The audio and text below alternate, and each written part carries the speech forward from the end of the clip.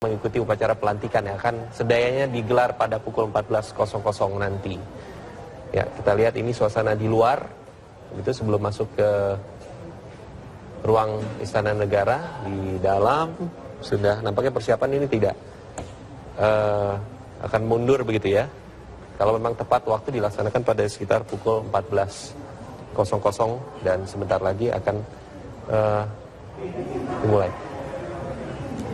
Basuki Cahayapurnama ini adalah presiden atau gubernur pertama begitu yang dilantik langsung oleh presiden di Istana Negara saat ini. Kita tahu sama-sama bahwa hanya ada 3 orang yang bisa melantik ya Mas Iko ya. Pertama Presiden Republik Indonesia, kalau berhalangan digantikan oleh Wakil Presiden, kemudian digantikan oleh Mendagri.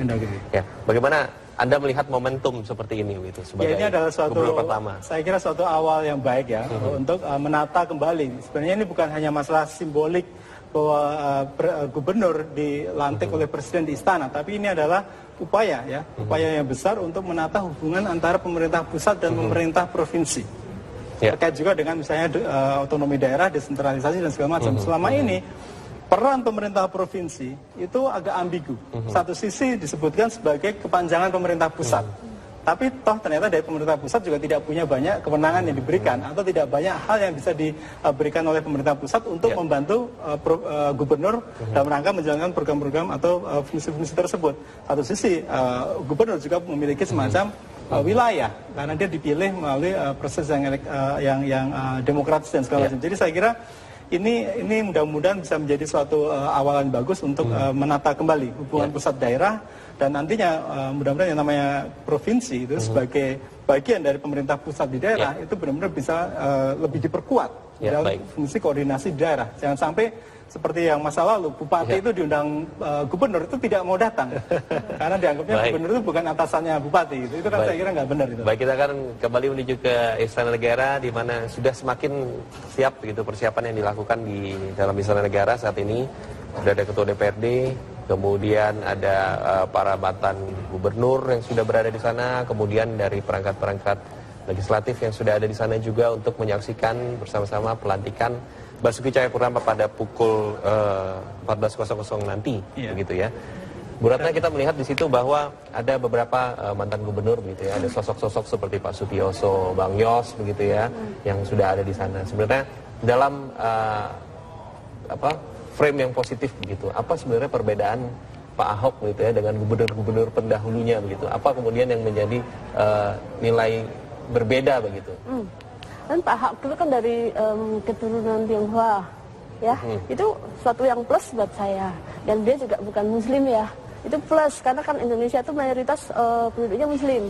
Dan ini ada orang-orang dari yang non Muslim dan dia menduduki posisi publik. Dan kita bisa menerima karena mereka melalui proses-proses yang demokratis dan konstitusional. Itu adalah pendidikan pembelajaran yang sangat baik buat Indonesia yang multikultural, kan? Jadi terus terang aja saya termasuk yang sangat protes sekali dengan mereka yang sangat radikal dalam membela apa yang disebut dengan SARA ya.